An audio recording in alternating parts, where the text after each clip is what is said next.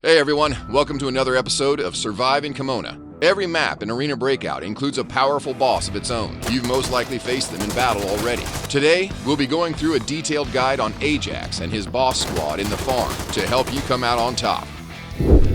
Preparation.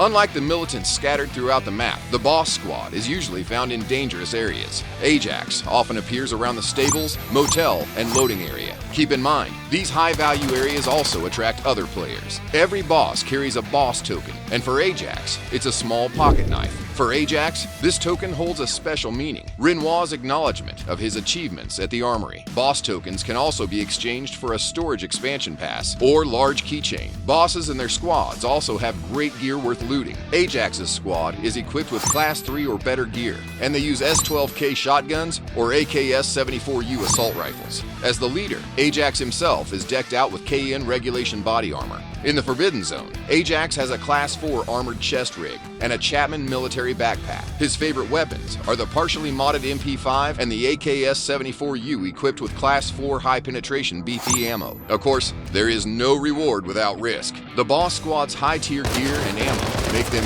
quite the challenging opponents. You'll need at least Class 4 or better armor. Mid and close-range combat are the primary focus in the farm, so a partially modded version of your favorite weapon and some Class 4 or better ammo will do the trick. If you can bring along a few teammates, your chances of success are considerably higher. Tactics. The first step to eliminating a boss squad is learning their location. Never charge directly into a boss squad, guns blazing. It's a recipe for disaster. The best way to differentiate the boss squad from the normal militants is through sound. You'll hear a mess of footsteps from the boss squad, but militants are usually on solo duty, with only one set of footsteps easily discernible. You'll also hear verbal warnings that distinguish the boss squad from regular militants. So clean out your ears, because that's your cue to create some distance. Look for cover and pick them off one by one. The motel is especially dangerous. Narrow corridors aren't great for fighting, so you should first observe the situation through the windows outside.